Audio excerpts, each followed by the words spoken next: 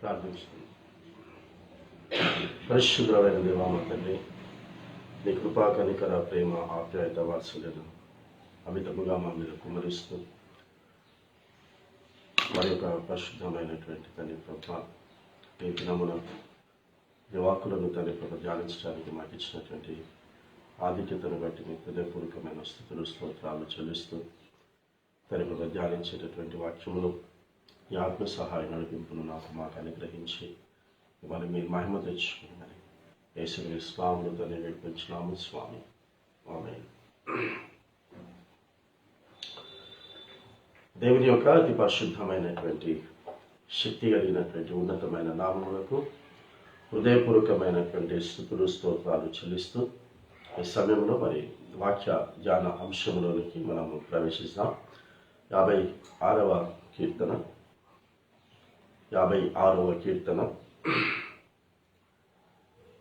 7వ వచనం మనం ధ్యానించినట్లయితే, తాము చేయు దోషక్రియల చేత వారు తప్పించుకుందురా, దేవా కోపము చేత జనములను అనగా గొట్టుము. దావీదు గారిని తరుముతూ ఉన్నప్పుడు దావీదు గారిని చంపాలనేటటువంటి ఉద్దేశంతో అనేకులు ప్రయత్నం చేస్తూ ఉన్నప్పుడు ఆ సమయంలో ప్రార్థనాపూర్వకంగా రాసినటువంటి కీర్తనలో ఏమంటూ ఉన్నాడు అని అంటే, తాము చేయు దోష క్రియల చేత వారు తప్పించుకుందురా. ఒక ప్రశ్న వేస్తూ ఉన్నాడు. వారు దోష క్రియలు చేస్తూ ఉన్నారు అనేటటువంటి మాట మాట్లాడుతూ ఉన్నాడు. కాబట్టి వారు చేసేటటువంటి ఆ యొక్క దోషమైనటువంటి ఆ క్రియ, ఆ యొక్క కార్యము తన జీవితంలో అది నెరవేర్పులోనికి రావచ్చు, నెరవేర్పులోనికి రాకపోవచ్చు. కానీ వారు నీ దగ్గరి నుంచి మాత్రం తప్పించుకుందురా అని ప్రశ్నిస్తూ ఉన్నప్పుడు ఆ ప్రశ్నకు జవాబు ఎదురు చూడటం కూడా లేదు. ఆ ఎదురు చూడకుండానే ముందుకు సాగిపోతూ ఉన్నాయి. అలాగే మన జీవితంలో కూడా కొన్ని ప్రశ్నలకు జవాబు రాకపోయినప్పటికీ కూడా మనము ఆశ వదులుకోవడానికి వీల్లేదు అనేటటువంటి విషయం జ్ఞాపకం చేస్తూ ఉన్నాను. సో అక్కడ తప్పించుకుందురా అని చెప్తూనే, దేవా కోపము చేత జనములను అనగా గొట్టుము అని చెప్తూ, నా సంచారములను నీవు లెక్కించి ఉన్నావు, నా కన్నీళ్లు నీ బుడ్డిలో నుంచబడి ఉన్నవి, అవి నీ కవిలిలో కనబడును కదా. కాబట్టి దావీదు కార్చేటటువంటి కన్నీళ్లు, దావీదు చేసేటటువంటి మొర, ఇవన్నీ కూడా అంటే ఇక్కడ కన్నీళ్లు అనేటటువంటి మాట ఉచ్చరించాడు అంటేనే ఈ కీర్తన కన్నీళ్లతో దేవుని యొక్క సన్నిధిలో మొరపెడుతూ ఉన్నాడు అనేటటువంటి విషయం మన జ్ఞాపకం వస్తూ ఉన్నది. సో ఈ కన్నీళ్ళన్నీ కూడా ఎక్కడ కనబడును అని సెలవిస్తున్నాడంటే, దేవుని దగ్గర ఒక పుస్తకం ఉంది, ఆ పుస్తకంలో కనబడును కదా అనేటటువంటిది జ్ఞాపకం వస్తూ ఉంది. ఆ తర్వాత, నేను మొరపెట్టు దినమున నా శత్రువులు వెనకకు తిరుగుదురా, దేవుడు నా పక్షమున ఉన్నాడని నాకు తెలియను. దేవుడు నా పక్షమున ఉన్నాడని నాకు తెలియను అంటే తన ప్రార్థన ద్వారా ఏమని జ్ఞాపకం చేస్తూ ఉన్నాడు దేవునికి అనంటే, దేవుడు నా పక్షమున ఉన్నాడు అని నాకు తెలియను అనేటటువంటి విషయాన్ని జ్ఞాపకం చేస్తున్నాడు. కాబట్టి దేవుని చేత అభిషేకించబడినప్పుడు, దేవుని యొక్క అడుగుజాడల్లో మనము నడుచుకుంటున్నప్పుడు మనము జ్ఞాపకం చేసుకోవాల్సింది ఏంటంటే, దేవుడు మన పక్షమున ఉన్నాడు అనేటటువంటి విషయాన్ని మనం జ్ఞాపకం చేసుకుంటూ ఉన్నాం. సో దేవుడు మన పక్షమున ఉన్నాడు, దేవుడు మన పక్షమున ఉన్నాడు అన్నదానికి నిదర్శనమే ఇది అనేటటువంటిది మనము ఎల్లప్పుడూ కూడా జ్ఞాపకం చేసుకోవాలి. సో దేవుడు నా పక్షమున ఉన్నాడు, నాకు తెలియను అని చెప్పడమే కాకుండా, దేవునిని బట్టి నేను ఆయన వాక్యమును కీర్తించదను, యెహోవాను బట్టి ఆయన వాక్యమును కీర్తించదను. నేను దేవుని యందు నమ్మిక ఉంచి ఉన్నాను, నేను భయపడను. నరులు నన్నేమి చేయగలరు? ఇక్కడ రాయబడినటువంటి మాట, నేను దేవుని యందు నమ్మిక ఉంచి ఉన్నాను, నేను భయపడను. కాబట్టి దేవుడు నా పక్షమున ఉన్నాడు అని ఎప్పుడైతే మనము నమ్ముతామో, ఆ నమ్మినటువంటి ఆ ప్రజలు ఈ మాట కూడా పలుకుతారు. ఏ మాట పలుకుతారు? దేవుని యందు నమ్మిక ఉంచి ఉన్నాను. సో నా పక్షమున ఉన్నటువంటి ఆ సృష్టికర్త, ఆ యొక్క రక్షకుడు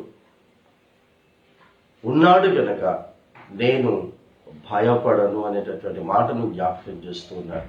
నేను నమ్ముకున్నాను, నేను విశ్వసించి ఉన్నాను అని చెబుతూ ఏమంటాడు అని అంటే 12వ వచనంలో, దేవా నీవు మరణములో నుండి నా ప్రాణమును తప్పించి ఉన్నావు, నేను జీవపు వెలుగులో దేవుని సన్నిధిని సంచరించినట్లు జారిపడకుండా నీవు నా పాదములను తప్పించి ఉన్నావు. కాబట్టి అక్కడ రాయబడినటువంటి మాట జీవపు వెలుగులో దేవుని సన్నిధిని. కాబట్టి దేవుని సన్నిధి ఎక్కడ ఉంది అని అంటే జీవపు వెలుగులో దేవుని యొక్క సన్నిధి ఉంది. సో జీవపు వెలుగులో దేవుడు మానవులను కాపాడుకుంటున్నాడు, మానవులను సంరక్షించుకుంటున్నాడు, మానవులను లేవనెత్తుతూ ఉన్నాడు అనేటటువంటి విషయం మనం జ్ఞాపకం చేసుకోవాలి. సో సృష్టి ప్రారంభము అనేటటువంటిది దేవుడు వెలుగు కమ్మని పలకగా వెలుగాయను అనేటటువంటిది చూస్తాము. చూడండి, ఆ వెలుగు జీవపు వెలుగు అనేటటువంటి విషయాన్ని మనం జ్ఞాపకం చేసుకోవాలి. సో మొదటి 3 రోజులు ఆయన చేసినటువంటి సృష్టి, ఆయన ఆ చేసినటువంటి సృష్టిలో సపరేట్ చేస్తూ ఉన్నాడు అనేటటువంటి విషయం కూడా మనం జ్ఞాపకం చేసుకుంటూ ఉంటాం. కాబట్టి చీకటికి వెలుగుకు ఏమాత్రం కూడా సంబంధం లేకుండా, చీకటి ఉంటే వెలుగు ఉండదు, వెలుగుంటే చీకటి ఉండదు. ఆ రోజు నుంచి ఈ రోజు వరకు దేవుడు అదే సిద్ధాంతాన్ని పాటిస్తూ ఉన్నాడు. సో జీవపు వెలుగు వేరు, రెండవది మనము బ్రతుకుతూ మనము జీవిస్తూ ఉన్నటువంటి ఈ యొక్క వెలుగు అనేటటువంటిది వేరు అనేటటువంటి విషయం మనం జ్ఞాపకం చేసుకోవాలి. సో మనకు కష్టం వచ్చినప్పుడు, మనకు నష్టం వచ్చినప్పుడు, మనకు వ్యతిరేకమైనటువంటి పరిస్థితులన్నీ కూడా ఎదురవుతున్నప్పుడు మనము ఎవరి మీద ఆధారపడాలని సెలవిస్తున్నాడంటే, దేవుడు నా పక్షమున ఉన్నాడు, అది నాకు తెలియదు. అది తెలుసుకొని నీ పక్షమున ఉన్నటువంటి ఆ దేవాది దేవుని మీద మనము నమ్మకం ఉంచినట్లయితే, మనం విశ్వాసం ఉంచినట్లయితే, మనం కన్నీటితో ప్రార్థన విజ్ఞాపనను మనం ఆయనకు తెలియచేసినప్పుడు తప్పకుండా ఆ జీవపు వెలుగులో నుండి ఆయన మనల్ని కాపాడుతాడు. అలాగే ఈరోజు మనము ధ్యానించినటువంటి అంశములు గలతీలకు రాసినటువంటి పత్రిక 6వ అధ్యాయము 11వ వచనము నుంచి మనము ధ్యానించాల్సి ఉంది. అందులో గలతీలకు రాసినటువంటి పత్రిక 6వ అధ్యాయం 11వ వచనం, నా స్వహస్తముతో మీకెంత పెద్ద అక్షరములతో రాయుచున్నానో చూడుడి. ఇక్కడ చూస్తే ఈ పత్రిక రాస్తూ ఉన్నప్పుడు, ఈ పత్రిక పౌలు ఈ యొక్క పత్రికను గలతీ సంఘానికి రాస్తూ ఉన్నప్పుడు ఇతడు చెరసాలలో బందీగా ఉన్నాడు. చెరసాలలో బందీగా ఉండి రాస్తూ ఉన్నటువంటి పత్రిక ఇది. అయితే చెరసాలలో ఉన్నప్పుడు ఇతన్ని బంధించారు. ఇతని చేతులకు గొలుసులతో అతన్ని బంధించి అతనిని ఆ యొక్క చెరసాలలో వేసినప్పుడు తను రాయలేనటువంటి పరిస్థితి అతనికి ఎదురైంది. ఇప్పుడు మనం చదువుతున్నటువంటి విధముగా, మనకు బైబిల్లో ప్రింట్ ఉన్నటువంటి విధముగా అతడు రాయలేదు. అతడు తన స్వహస్తాలతో రాస్తూ ఉన్నాడు. ఆ రాయటం కూడా పెద్ద అక్షరాలతో రాస్తూ ఉన్నాడు. ఆ పెద్ద అక్షరాలతో రాయటానికి ఒక కారణం ఉంది. ఆ పెద్ద అక్షరాలతో రాయటానికి గల కారణము అతడు రాయలేనటువంటి పరిస్థితి. రాసినా అది ఎవరు కూడా చూడలేనటువంటి పరిస్థితి. కాబట్టి అలాంటి ప్రతికూలమైనటువంటి పరిస్థితుల్లో సైతము తను రాయటం మానటం లేదు, తను రాయటం అనేటటువంటిది ఆపటం లేదు, తన సువార్త పరిచర్య కొనసాగిస్తూ ఉన్నాడు. అందుకే తీతు గారికి రాస్తూ లేదా తిమోతి గారికి రాస్తూ, ఆ తిమోతి గారికి రాస్తూ ఒక మాట అంటాడు, నేను మంచి పోరాటము పోరాడి తిని నా పరుగు కడబుట్టించి తిని అనేటటువంటి మాటను మనం జ్ఞాపకం చేసుకుంటాం. కాబట్టి ఇక్కడ కూడా పౌలు పెద్ద అక్షరాలతో రాయటానికి గల కారణము అతనికి ప్రతికూలమైనటువంటి పరిస్థితులు, అనుకూలత లేనటువంటి పరిస్థితులు. కాబట్టి చెరసాలలో బందీగా ఉండి రాస్తూ ఉన్నటువంటి పత్రిక ఈ గలతీలకు రాసినటువంటి పత్రిక. కాబట్టి నా స్వహస్తముతో మీకు ఎంత పెద్ద అక్షరములతో రాయిచున్నానో చూడుడి. శరీర విషయమందు చక్కగా అగపడ గోరుచున్న వారెవరో వారు తాము క్రీస్తు యొక్క శిలువ విషయమై హింస పొందకుండుటకు మాత్రమే సున్నతి పొందవలనని మిమ్మును బలవంతము చేయుచు ఉన్నాను. అయితే వారు సున్నతి పొందిన వారైనను ధర్మశాస్త్రము ఆచరింపరు. వారు మీ శరీర విషయమందు అతిశయించు నిమిత్తము మీరు సున్నతి పొందవలనని కోరుచున్నారు.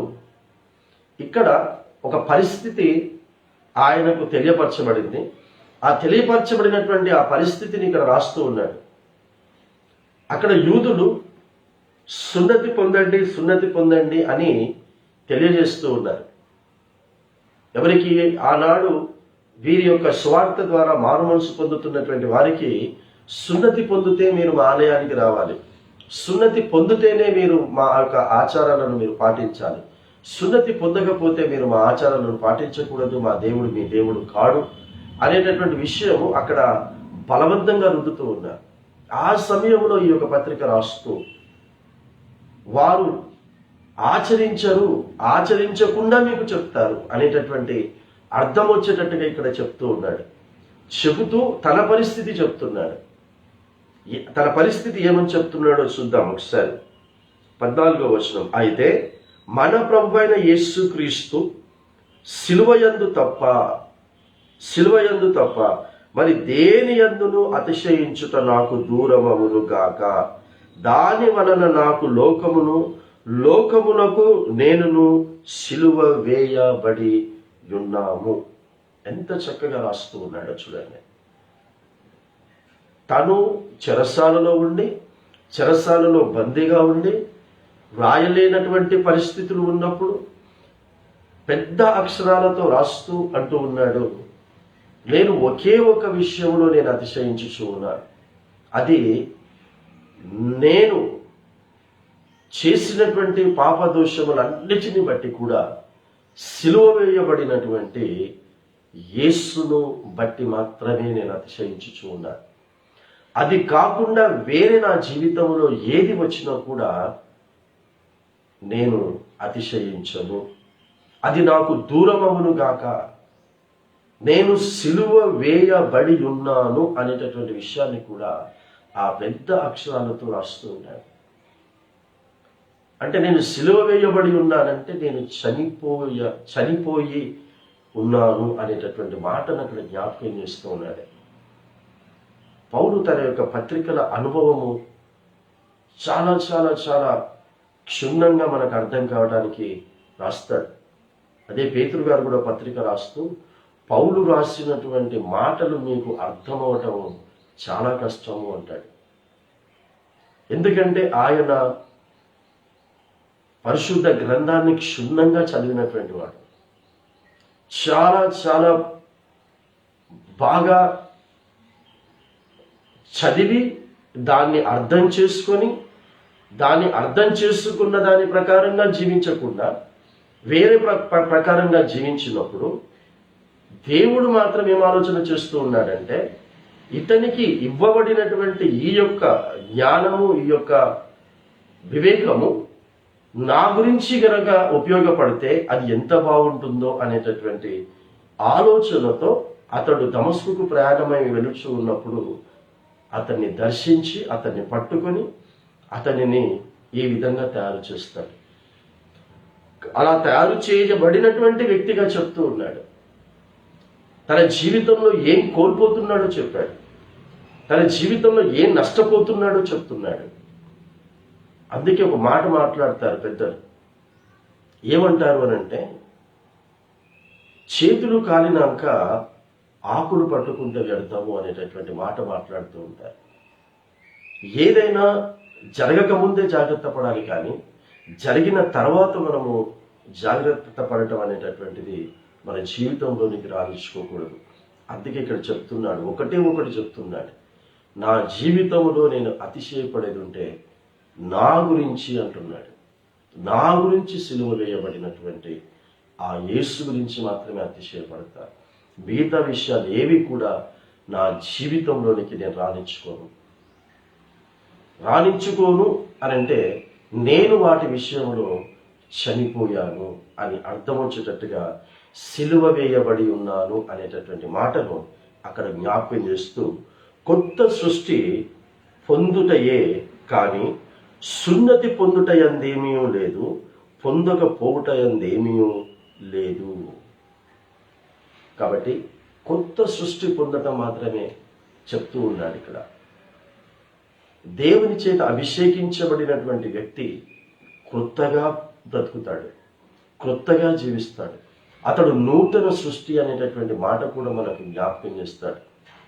అపోస్తలుడైన ఇదే పౌలు ఫిలిప్పీకు రాస్తూ కూడా అంటాడు. ఏమంటాడు అని అంటే, నేను సిలువ వేయబడి ఉన్న ప్రకారంగా మీరును సిలువ వేయబడి ఉండుడి అనేటటువంటి మాట. కాబట్టి సున్నతి పొందుట కానీ సున్నతి పొందకపోవట ఎందుకు కానీ ఏమీ కూడా లేదు అనేటటువంటి పదాన్ని ఇక్కడ మన జ్ఞాపకం చేస్తూ ఉన్నాడు. ఆ తర్వాత మనము సువార్తల్లోనికి మనం వెళితే, సువార్తల్లో పేతురుతో మాట్లాడతాడు యేసుక్రీస్తు ప్రభువు వారు. ఇక అది చివరి మాటలుగా మనము గుర్తు చేసుకోవాలి. చివరి మాటలు ఏమంటున్నాడంటే, ఈ గొర్రె పిల్లలను మేపు అంటాడు. రెండవది, గొర్రె పిల్లలను మేపు అని చెప్తూనే ఆ గొర్రె పిల్లలను కాయుము అని కూడా చెప్తాడు. ఆ గొర్రె పిల్లలను కాయుము అని చెబుతూనే ఇంకో మాట అంటాడు, ఆ గొర్రెలను కూడా మేపు అని తెలియచేస్తాడు. అది కూడా ఇది తెలియచేసేటప్పుడు అంటాడు, వీరికంటే ఎక్కువగా నీవు నన్ను ప్రేమిస్తూ ఉన్నావా అనేటటువంటి మాట స్పష్టంగా మనకు కనబడుతూ ఉంది. వీరికంటే ఎక్కువగా నువ్వు ప్రేమిస్తూ ఉన్నావా? ఈ మధ్య నేను ఒకసారి వాక్యం చెప్పాను. ఆ వాక్యం చెబుతూ ఒక మాట చెప్పాను. దేవునికి ఇష్టం లేనటువంటిది ఒకటి ఉంది. ఏంటి అంటే, తనకంటే మించి మనము ఎవరిని కూడా ప్రేమించకూడదు అనేటటువంటి పదాన్ని ఆయన నొక్కి వక్కానించి మనకు చెప్తూ ఉన్నాడు. వీరికంటే ఎక్కువగా. అందుకే అబ్రహాము విషయంలో కూడా మనం చూసినట్లయితే, ఎప్పుడైతే దేవుని కంటే ఎక్కువగా తనకు ఇవ్వబడినటువంటి కుమారుడైనటువంటి ఇస్సాకును ప్రేమిస్తూ ఉన్నప్పుడు 22వ అధ్యాయంలో అదే అడిగాడు, నీవు ప్రేమించుచు ఉన్నటువంటి నీ ఏకైక కుమారుణ్ణి నాకు ఇచ్చేయని అడిగాడు. అంటే నువ్వు ప్రేమించుచు ఉన్నా అని అన్నాడు అంటేనే నాకు ఇచ్చేయి అంటున్నాడు. అంటే దేవుని కంటే ఎక్కువగా ప్రేమించడం నేర్చుకున్నాడు. మళ్ళీ మనం మత్తయి సువార్తలోనికి మనము వస్తే, ఆ మత్తయి సువార్త 10వ అధ్యాయంలో కూడా మనకు స్పష్టంగా కనబడుతూ ఉంటుంది. తల్లిని కానీ తండ్రిని కానీ పిల్లల్ని కానీ దేనిని కూడా ఎక్కువగా ప్రేమించకూడదు. నాకంటే ఎక్కువగా మీరు దేనిని ప్రేమించినా వారు నాకు పాత్రులు కాదు అని అంటున్నాడు. సో మనము ఆయన పాత్రులము అని ఎప్పుడు రుజువు అవుతుంది? నువ్వు క్రైస్తవుని అయితే కాదు, నువ్వు అభిషేకించబడిన వాడివైతే కాదు. అభిషేకించబడినప్పుడు ఒక నూతన సృష్టిగా మనం అభిషేకించబడి ఇతరుల కంటే ఎక్కువగా మనము యేసుక్రీస్తు ప్రభువు వారిని ప్రేమిస్తూ ఉన్నాము అని చాటి చెప్పాలి. చాటి చెప్పడమే కాదు, దానికి తగిన విధంగా జీవించి చూపించాలి అనేటటువంటి అర్థం వచ్చేటట్టుగా ఇక్కడ పేతురు గారితో మాట్లాడుతున్నాడు. మరి పేతురు గారితో మాట్లాడుతున్నప్పుడు అక్కడ మిగతా శిష్యులు కూడా ఉన్నారు. యోహాను సువార్త 21వ అధ్యాయంలో వారందరూ కూడా చేపలు పట్టడానికి వెళ్ళారు అనేటటువంటి విషయం కూడా మనం జ్ఞాపకం చేస్తాం. ఒడ్డుకు వచ్చినప్పుడు ఒడ్డు దగ్గర వారికి తినబెట్టి తిన్న తర్వాత వారితో మాట్లాడుతున్నటువంటి మాట 15వ వచనం. వారు భోజనము చేసిన తర్వాత యేసు సీమోను పేతురును చూచి, యోహాను కుమారుడైన సీమోను, వీరికంటే నీవు నన్ను ఎక్కువగా ప్రేమించుచున్నావా అని అడగగా అతడు, అవును ప్రభువా, నేను నిన్ను ప్రేమించుచు ఉన్నానని నీవే ఎరుగుదు అని ఆయనతో చెప్పాను. నీవే ఎరుగుదు, వీరికంటే ఎక్కువగా నువ్వు ప్రేమిస్తున్నావంటే అవును ప్రభువా అంటున్నాడు. నీవెరుగుదు, నీకు తెలుసు అంటున్నాడు. అయితే నా మీదనే నెట్టేశావు గనక, నేను ఎరుగుదును అని నెట్టేశావు గనక నీవు నా గొర్రె పిల్లలను మేపుము అంటే తన బాధ్యతను అక్కడ పేతురుకు అప్పగిస్తూ ఉన్నాడు. తను ఏ విధమైనటువంటి మరణము పొందాడో ఆ మరణాన్ని తనకు అప్పగిస్తూ ఉన్నాడు.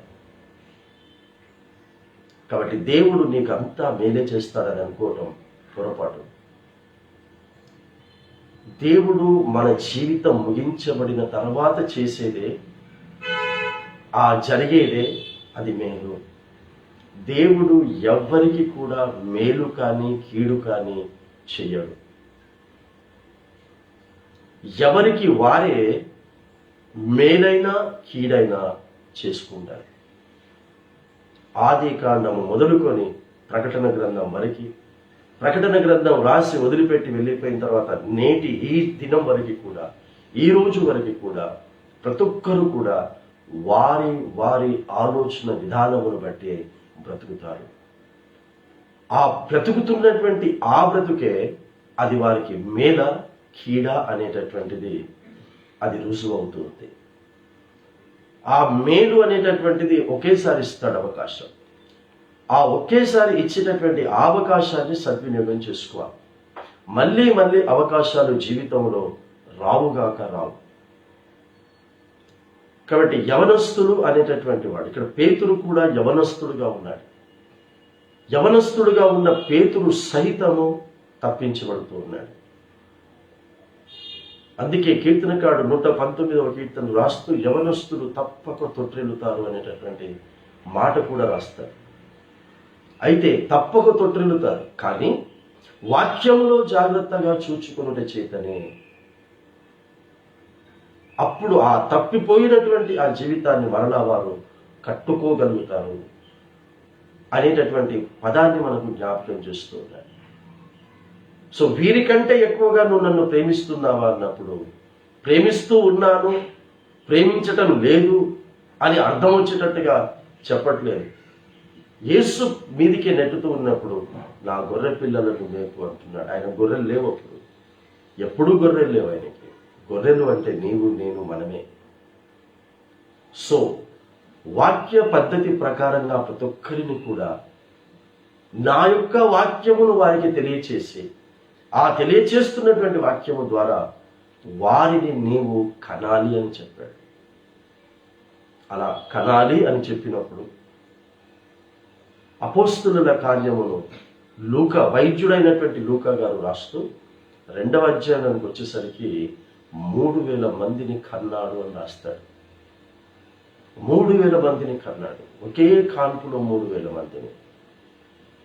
అంతకుముందు యోహాను సువార్తలో మనము చూసుకున్న విధముగా ఈ మధ్యనే 128వ కీర్తన 2 నెలలు మరి వాక్యాన్ని మనం ధ్యానించాం సహవాసంలో.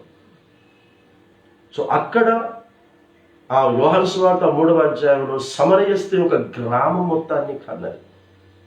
యేసు బ్రతికున్నప్పుడు అది జరిగింది, యేసు చనిపోయిన తర్వాత జరిగింది. ఇక్కడ పేతురుతో చెప్తున్నటువంటి మాట, ఉత్త గొర్రెల్ని మాత్రమే గొర్రె పిల్లల్ని మాత్రమే మేపు మన్నాడా అంటే కాదు. ఆ గొర్రె పిల్లల్ని మేపిన తర్వాత అవి గొర్రెలు అవుతాయి. గొర్రెలైన తర్వాత కూడా గొర్రెల్ని కూడా మేపమంటున్నాడు. ఒకసారి చూద్దాం ఆ మాట కూడా. 16వ వచనంలో మనం చూసినట్లయితే 16వ వచనంలో చివరి భాగంలో ఆయన నా గొర్రెలను కాల్ముము అని చెప్పాను. సో రెండవసారి చెప్తున్నాడు, ఆ గొర్రె పిల్లలు ఏమయ్యాయి? ఇప్పుడు గొర్రెలయ్యాయి. గొర్రెలైనటువంటి ఆ గొర్రెలు ఏం చేయమంటున్నాడు అని అంటే కాయుము అన్నాడు. వాటిని ఒక కంట కనిపెడుతూ ఉండు, అవి తప్పిపోతాయి, అవి వాటి ఇష్ట ప్రకారంగా అవి బ్రతకటానికి కోరుకుంటాయి. అయితే వాటిని ఒక కంట కనిపెడుతూ అవి ఎప్పుడైతే దారి తప్పుతూ ఉన్నట్టుగా నీకు అనిపిస్తుందో వెంటనే ఆ గొర్రెలను కూడా కాయుము అనేటటువంటి మాట చెప్తాడు. 17వ వచనంలో, మూడవసారి ఆయన యోహాను కుమారుడైన సీమోను, నన్ను ప్రేమించుచున్నావా అని అతన్ని అడిగాను. ఇక మూడవసారి నన్ను ప్రేమించుచున్నావా అని మూడవసారి తనను అడిగినందుకు పేతురు వ్యసనపడి, ప్రభువా, నీవు సమస్తము ఎరిగిన వాడవు, నిన్ను ప్రేమించుచున్నానని నీవే ఎరుగుదువని ఆయనతో చెప్పాను. యేసు, నా గొర్రెలను మేపుము అని చెప్తూ ఉన్నాడు. నా గొర్రెలను మేపుము, గొర్రె పిల్లలను మేపుము. గొర్రె పిల్లలు గొర్రెలవుతాయి, గొర్రెలైనప్పుడు వాటిని కాయుము, కాస్తూ వాటిని కూడా మేపుము అని చెప్తూ ఉన్నాడు. ఎవరికి బలవంతంగా వారిని మార్చొద్దు అని చెప్తూ ఉన్నాడు. ఇక్కడ మేపుము అనేటటువంటి పదం, మేస్తాయా మేయవా అవి వాటికి వదిలేసాయి. మేపటం వరకు నీ పని, అనగా సువార్త ప్రకటించటం నీ పని. నేనెందుకు మరణించానో చెప్పాలి, ఎందుకు నేను మరణ రానయ్యున్నాను నువ్వు చెప్పాలి. ఈ మరణం, ఈ రావటం, ఈ రెండుటి మధ్యలో ఎవరైతే మారు మనసు పొంది సువార్తను నమ్మి సువార్తకు తగినట్టుగా జీవిస్తారో వారే ఎత్తబడతారు. మిగతా వారెవరు కూడా ఎత్తబడరు. వాళ్ళు క్రైస్తవులైనా క్రైస్తవేతరులైనా ఎవరైనా సరే వారు ఎత్తబడరు కాక ఎత్తబడరు. వాక్యం నీకేం నేర్పిస్తూ ఉందో ఆ నేర్పిస్తున్న వాక్య పద్ధతి ప్రకారంగా జీవిస్తేనే ఎత్తబడతాం. అందుకే యేసు వచ్చినప్పుడు 5 విడవబడతారు అనేటటువంటి మాట మనకు జ్ఞాపకం చేస్తున్నారు. మొట్టమొదటిది, దేవుడే లేడు అనేటటువంటి నాస్తికులందరూ కూడా విడవబడతారు. దేవుడు లేడు, ఏదో ఒక శక్తి ఉంది, ఆ శక్తిని మేము నమ్ముతున్నాం అనే వాళ్ళందరూ కూడా విడవబడతారు. రెండవది, నామకార్థ క్రైస్తవులు విడవబడతారు. క్రైస్తవులు విడవబడతారు అని రాయలేదు, నామకార్థ క్రైస్తవులు అంటే పేరుకు మాత్రమే క్రైస్తవులుగా బ్రతుకుతున్నటువంటి వారు చాలా మంది ఉన్నారు. అలాంటి వారందరూ కూడా విడవబడతారు. అలా అని ఆ క్రైస్తవులు అన్న పేరుకే మనము గొప్ప అనేటటువంటి విషయాన్ని కూడా పౌలు జ్ఞాపకం చేస్తాడు పత్రికలను రాస్తూ. ఆ పేరు ఒక్కటి చాలు, క్రైస్తవుడు అన్న పేరు, క్రైస్తవురాలివి అన్నటువంటి పేరు ఒక్కటి చాలు నీ జీవితానికి ఒక అద్భుతమైనటువంటి మలుపు తిప్పటానికి. అలాని అన్యులు మారలేదా అంటే అన్యులు మారారు. అన్యులు క్రైస్తవులుగా మార్చబడ్డారు. మార్చబడిన తర్వాత ఈ రోజున మనము వారిని తల మీద పెట్టుకొని పూజిస్తున్నాం, తల మీద పెట్టుకొని ఆరాధిస్తూ ఉన్నాం. వారి వాక్యాలే మనం ఎక్కువగా వింటూ ఉంటాం. నామకార్థ క్రైస్తవులు తర్వాత అన్యులు విడవబడతారు. అన్యులు విడవబడిన తర్వాత ఇక 4వది చివరిది అయినటువంటిది ఇశ్రాయేలీలు విడవబడతారు.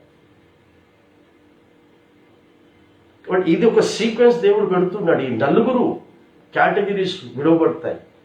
విడవబడిన తర్వాత 7 శ్రవణ కాలంలో ఇజ్రాయేలీల కొరకు, విడవబడినటువంటి ఇజ్రాయేలీల కొరకు ఆయన అవకాశాన్ని కలుగచేసి ఆ ఇజ్రాయేలీలు మాత్రమే మరలా రక్షించబడేటటువంటి అవకాశాన్ని 2 పంపించి వారికి సువార్త చెప్పించి వారిని చంపించబడిన తర్వాత, వారు హతసాక్షులైపోయిన తర్వాత వీరు వెళ్ళి దాక్కోవటం వలన వారు ఆ యొక్క 666 అనేటటువంటి కంప్యూటర్ చిప్ వేసుకునే కారణాన్ని బట్టి వారందరూ కూడా రక్షించబడి 1000 ఏళ్ల రాజ్య పరిపాలనలో వారు ఉంటారు.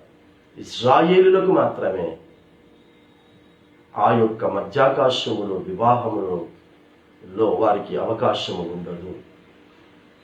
క్రైస్తవులుగా, నామకార్థ క్రైస్తవులుగా కాక నిజమైనటువంటి క్రైస్తవులుగా మార్చబడినటువంటి వారికి మాత్రమే మధ్యాకాశపు యొక్క విందు ఉంది. ఇజ్రాయేలీలలో కూడా అందరికీ అని రాయట్లేదు, అక్కడ అందరూ అని మాట్లాడటం లేదు. ఇజ్రాయేలీలలో చాలా మంది మారు మనసు పొందుతారు. ఇప్పటికి ఎంతో మంది కూడా పరిశుద్ధ గ్రంథంలో ఎంతో మంది ఇజ్రాయేలీలు మారు మనసు పొందారు. ఇప్పుడు పేతురు గారే చేసినటువంటి ప్రసంగంలో 3,000 మంది మారు మనసు పొందిన దాంట్లో అందులో యోధులు కూడా ఉన్నారు. ఇది చెప్పి ఈ విధంగా వారు మారు మనసు పొందేటటువంటి విధముగా తయారు చేయని చెప్పి ఇంకో మాట కూడా చెప్తాడు. ఏమంటాడో చూద్దాం. 19వ వచనంలో, అతడు ఎట్టి మరణము వలన దేవుని మహిమపరచునో దానిని సూచించి ఆయన ఈ మాట చెప్పారు. అందుకే చెప్పారు, యేసు క్రీస్తును వెంబడించుట, యేసు క్రీస్తు యొక్క అడుగుజాడుల్లో నడుచుట అంత సులువైనటువంటి విషయం కాదది. ఇది చాలా చాలా చాలా కష్టమైనటువంటిది. దేవుని సేవ పరిచర్య చేయటం అనేటటువంటిది చాలా కష్టం. అందుకే అతడు ఎట్టి మరణము మరణించాలో కూడా చెప్తూ ఉన్నాడు. నా వలె నువ్వు మరణించు అనేటటువంటి విషయం చెప్పి అక్కడి నుంచి అతడు వెళ్ళిపోబోతూ ఉన్నాడు. మరి అక్కడ ఇద్దరు, అక్కడ శిష్యులలో యోహాను కూడా అక్కడే ఉన్నాడు. యోహాను పక్కన ఉండి వింటున్నాడు ఈ మాటలన్నిటినీ. యోహాను గారు పక్కన ఉండి ఈ మాటలను వింటున్నాడు, కానీ అక్కడ ఏమి జోక్యం చేసుకోవటం లేదు. తనకు సంబంధం లేని విషయాలలో జోక్యం చేసుకోవటం లేదు. అక్కడ చూడండి, మళ్ళీ చదువుతున్నారు, అతడు ఎట్టి మరణము వలన దేవునిని మహిమపరచునో దానిని సూచించి. కాబట్టి మరణము వలన దేవుణ్ణి మహిమపరచాలి. మన మరణము దేవునికి చాలా చాలా విలువైనటువంటిది అని కీర్తనకారుడు 116వ కీర్తనను రాస్తూ చెప్తాడు. మన మరణము యెహోవా దృష్టికి చాలా విలువైనటువంటిది అనేటటువంటి మాట రాస్తాడు. అది చెప్పుకోవడానికి చాలా సులువు. మరణం చాలా, మనము మరణించిన తర్వాత ఆయన యొక్క చేతిలోని పాత్రగా మనం వెళ్ళిపోబోతూ ఉంటాం. సో దేవుణ్ణి మనం మహిమపరచాలి. ఎలా మరణించాలి అనేటటువంటి విషయం. యేసు మరణించాడు, దేవునిని సంతోషపరిచి మరణించాడు. ఇదే యోహాను సువార్తలోనే రాస్తాడు. 17వ అధ్యాయంలో అతడు చేసే చివరి ప్రాంతంలో అంటాడు, 3వ వచనంలో అంటాడు, ఏమంటాడనంటే, నీవు నాకు అప్పగించినటువంటి పనిని భూమి మీద సంపూర్తి చేసేసాను, సంపూర్తి చేసి నేను భూమి మీద నిన్ను మహిమపరచాను అని చెప్తాడు. ఇక తెల్లారితే అతడు మరణం అవుతున్నాడు. ఇది మరణం అయిపోయిన తర్వాత యేసుక్రీస్తు ప్రభువు వారి యొక్క మాటలు ఇవి. మరణం అయిపోయి తిరిగి వచ్చి అతడితో మాట్లాడుతున్నటువంటి మాటలు ఇవన్నీ కూడా. ఇవి మరణం కాకముందు మాట్లాడినటువంటి మాటలు కాదు అని మీకు స్పష్టంగా చెప్తూ ఉన్నాను. కాబట్టి మనము ఎట్టి మరణము పొందవలెనో ఆ మరణము కాబోయేటటువంటి ఆ సమయంలో దేవుణ్ణి మనం మహిమపరచాలి. అది అంత సులువైనటువంటిది కాదు. అది చాలా చాలా చాలా కష్టతరమైనటువంటిది.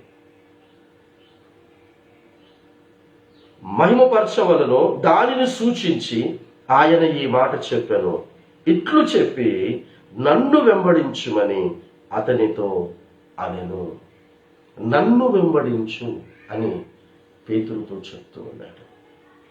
ఇదంతా కూడా మనం చూస్తున్నట్లయితే దావీదును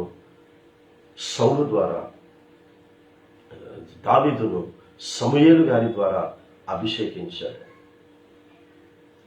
ఎవరైతే పత్రికలు రాశాడు అని చెప్పుకుంటున్నామో పౌలు, ఆ పౌలును అననీయా గారి ద్వారా అభిషేకించాడు. పేతురును స్వయంగా యేసే అభిషేకించాడు. నిన్ను, నన్ను, మనల్ని అదే యేసు ఈ రోజుగా అభిషేకిస్తూ ఉన్నాడు.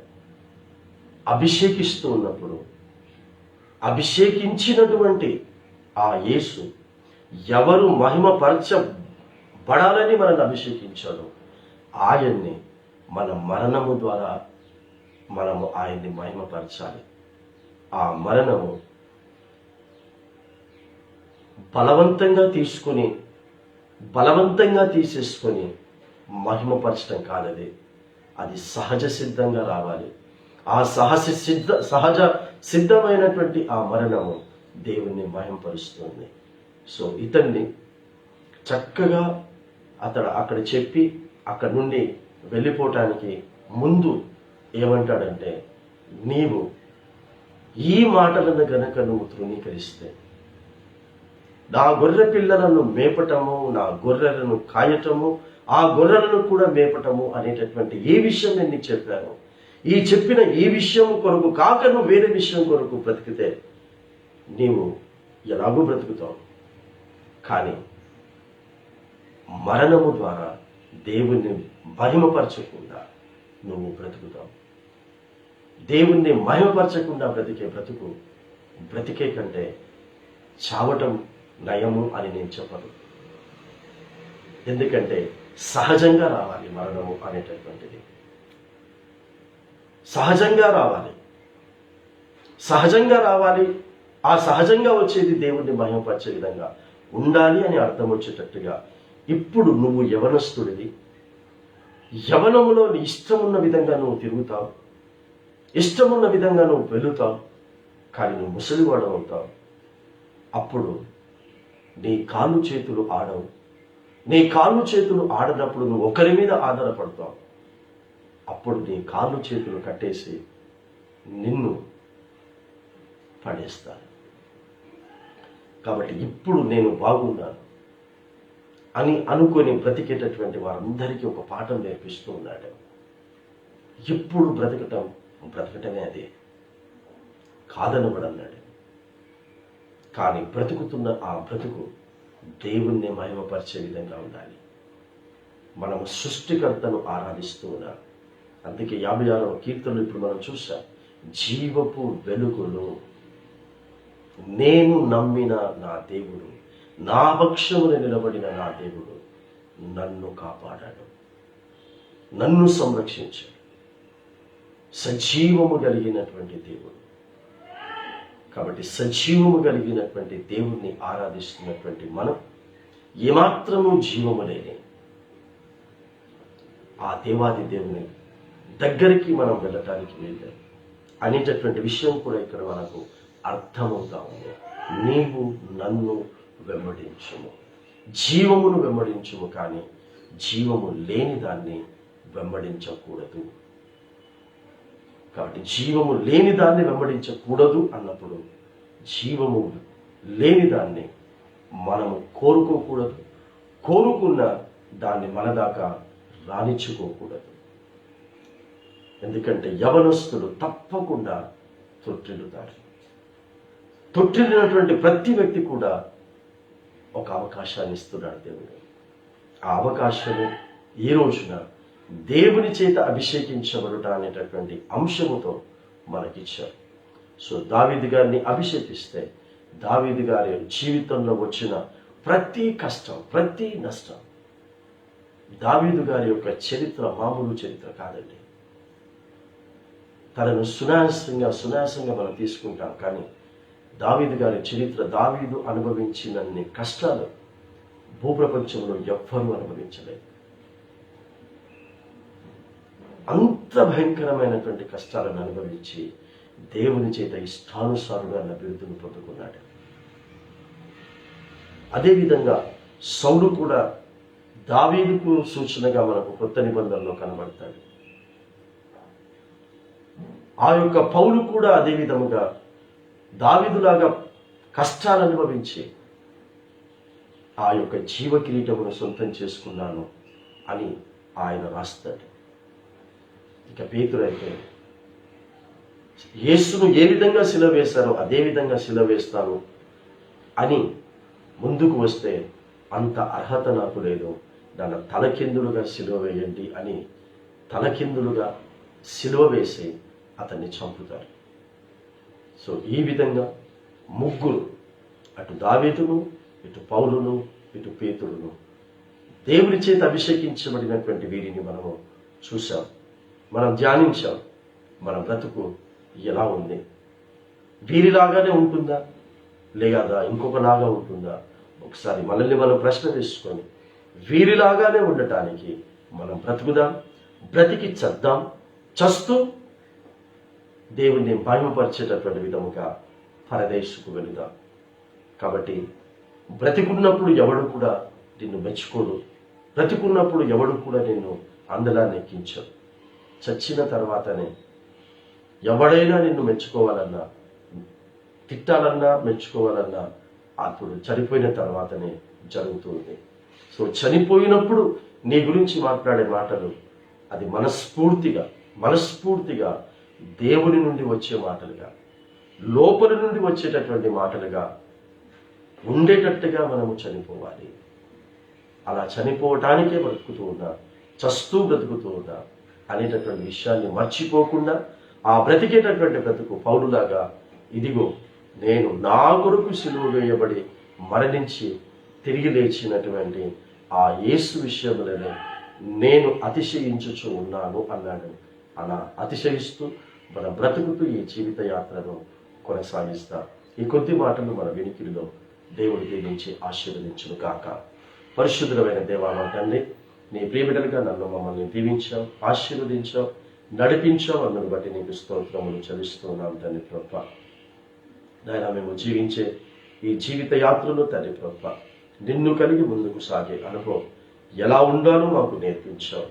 ఆ నేర్చుకున్న దాని ప్రకారంగా నాయన మేము జీవించినప్పుడు నాయన తుచ్చమైనటువంటి ఈ లోకం తండ్రి ప్రభువా మమ్మల్ని వెంటాడుతూ ఉంటుండగా తండ్రి ప్రభువా దానిలోనికి మేము ప్రవేశించకుండానట్లు తండ్రి ప్రభువా మమ్మల్ని కంటికి రెప్పలా కాపాడుకోండి నాయన. నీకు స్తోత్రములు చెల్లిస్తున్నా. ఆయన దావీదు గారు అడిగిన విధముగా, ఇదిగో నన్ను శత్రువులు తరుముతూ ఉన్నారంటున్నాడు తండ్రి ప్రభువా. నన్ను హింసించాలని, నన్ను బాధ పెట్టాలని, నన్ను కృంగతీయాలని తరుముతూ ఉన్నాయి, అయినా నేను మాత్రం నిన్ను విడిచిపెట్టను అంటున్నాడు తండ్రి ప్రభువా.